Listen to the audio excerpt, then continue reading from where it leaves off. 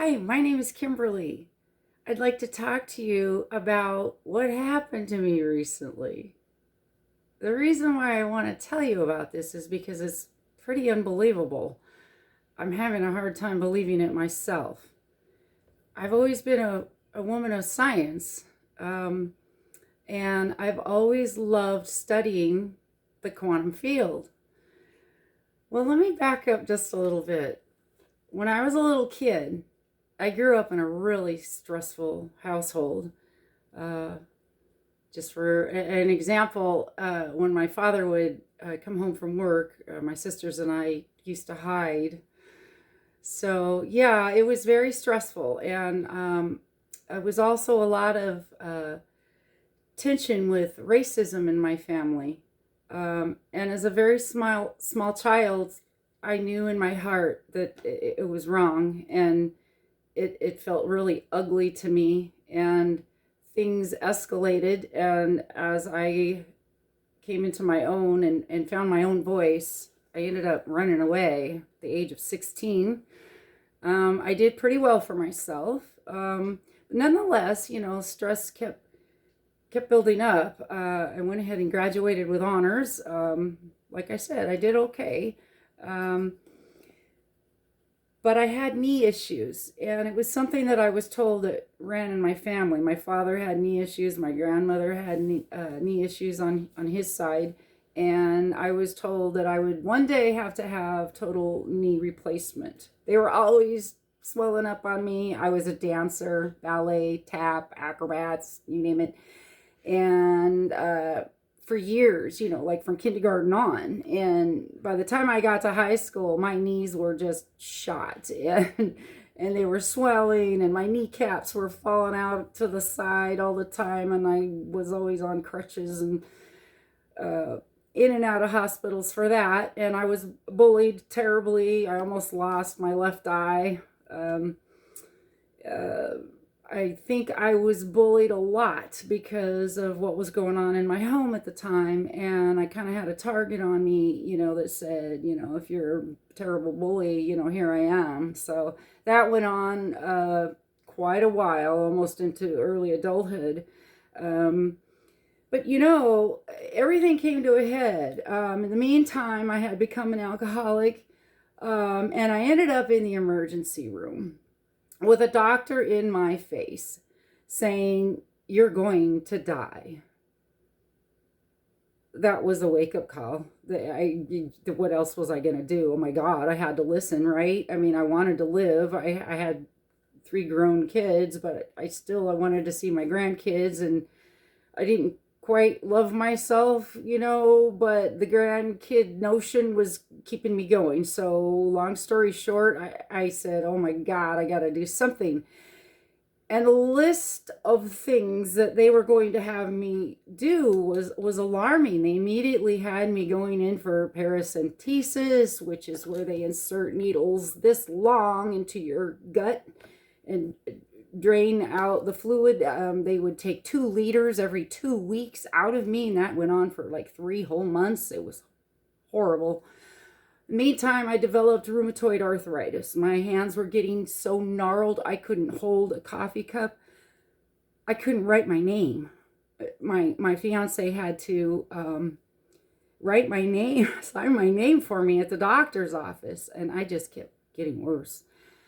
Okay, fast forward a little more. Now we're at about a year and a half ago, and then I'm getting worse. And the cramping is just horrible. I'm starting to think maybe I have MS or something, and I'm getting all these tests, and my knees are worse, my hands are worse, my liver is shot.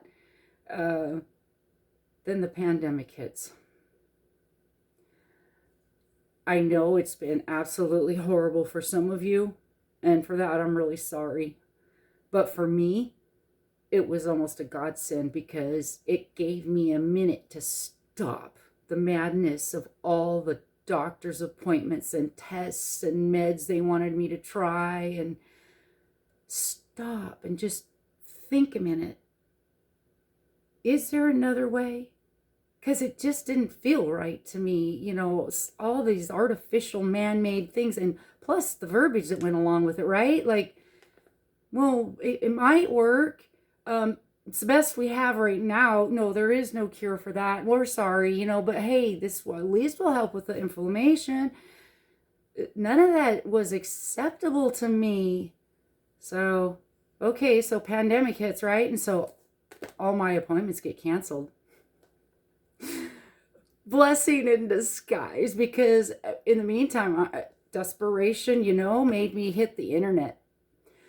Now, years ago, because I'm a woman of science, I've always studied neat things like quantum physics, and I've got a ton of videos and lots of stuff I study about quantum physics. So I already knew about what the bleep and down the rabbit hole, and I'd already seen Dr. Joe Dispenza lots of times on other documentaries too, and always thought, you know, oh yeah, that's that cool scientist guy, and would always stop and listen. And I had no clue. Talk about synchronicity. I had no clue that later on in life I was going to need him to save my life. So here I've been studying quantum physics all this time, and here I am trying to save my life, diving into the internet, saying to myself, my God, there's got to be another way from what these docs are telling me. And there's Dr. Joe Dispenza right there. I'm like, hey, I know that guy.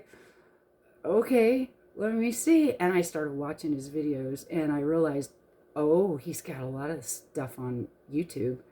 And the more I watched, the more curious I got. And the more I realized that there was science to it. Now he had my ear. And boy, I started seeing results. I started meditating and realizing that it's not just closing your eyes and meditating like most people think. No, you have to learn to connect to the quantum field, which actually isn't that hard to do once you get the hang of it, but it healed me. I can move my hands. Look at this. They don't pop in and out of joint anymore. My thumbs used to do that terribly. They would pop in and out, and I'd have to physically put them back in. Hurt terribly. My knees don't pop in and out of joint anymore. My shoulders work again. You know what? I can do a deep knee bend at the kitchen sink. I do it every morning now. In January of this year, it's 2020 right now. We're in October right now. This past January, I was hanging onto furniture to try to make my way to the restroom. And I could not hold my coffee cup. I'm telling you, this really works. And I really want to thank Dr. Joe and his staff and everyone who put together those videos. Dr. Joe, thank you. You saved my life. I can't wait to tell my doctors. Do you know they still don't even know? It's going to blow their mind. Right now, I think my biggest thing I have to worry about, which is kind of a gleeful worry, is how I'm going to break it to them that I no longer want their surgeries and all of their procedures and the cancer center treatments for the rest of my life. No, thank you. I've got something better now, and it actually works. Please check out Dr. Joe. And Dr. Joe, I thank you so much. I can't thank you enough. I hope to meet you one day. I want to shake your hand. And I one day am going to somehow teach this to others. Thank you.